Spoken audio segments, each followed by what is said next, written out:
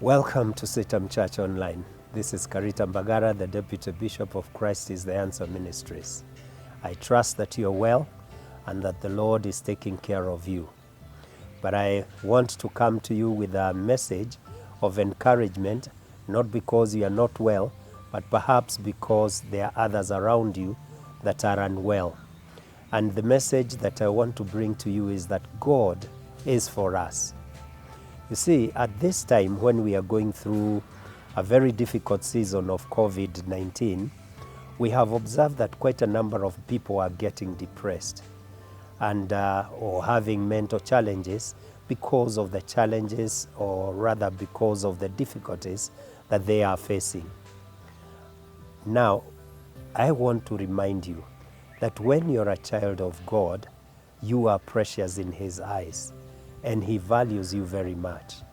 And we should not be among those that go down or go under, because we have a God who cares for us.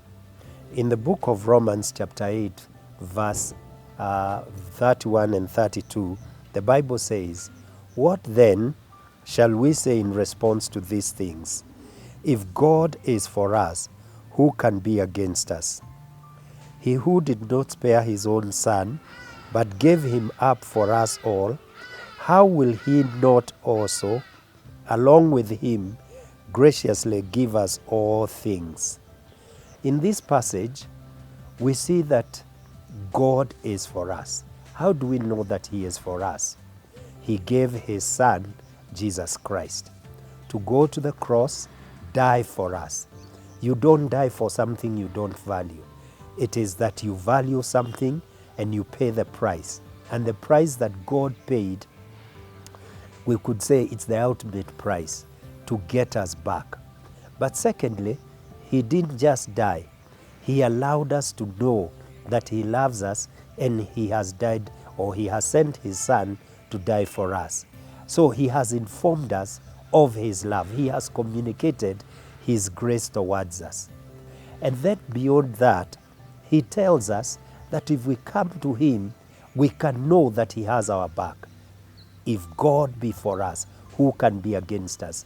In other words, when God is the one that stands behind us, we have no reason to go down and under. We have no reason to be defeated, or rather to feel desperate to the point of discouragement. As a Christian, we should draw our strength and confidence from the fact that God has loved us and done all that needs to be done. And if He will send His Son to die for us, there is nothing that is more precious, than this. And there is no sacrifice that He will not make so that we can be in fellowship with Him. I want to urge you, do not allow your heart to be discouraged. Do not allow yourself to be lied to by the forces of darkness. You see, when we become discouraged, we are likely to make the wrong decisions. It is when we are in that state that we first feel either rejected, we feel like people hate us. It is then that we make decisions, for example, to go on a drinking spree and waste our lives. It is then that we forsake God, and some people go seeking for help in the places that we should not seek for help. For example, going to the witches or going to ungodly sources that we think would help us more than God. But in this verse, God is telling us we are that precious to Him, and He values us so much that He would do anything for us. And I just want to tell you, you are that important.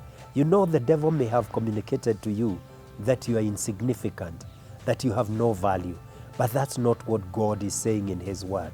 He says you are very valuable to Him, and that's why He would do these things for us. So be encouraged, be strong, arise and overcome the temptation to go the route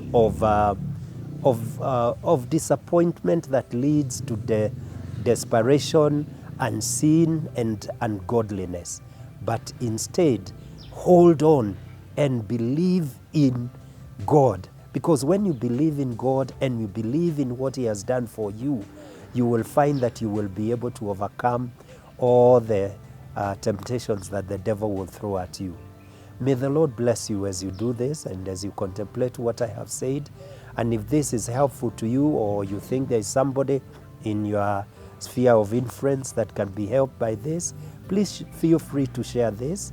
And let me also hear what you think about what I have said using the social platforms that are listed below here.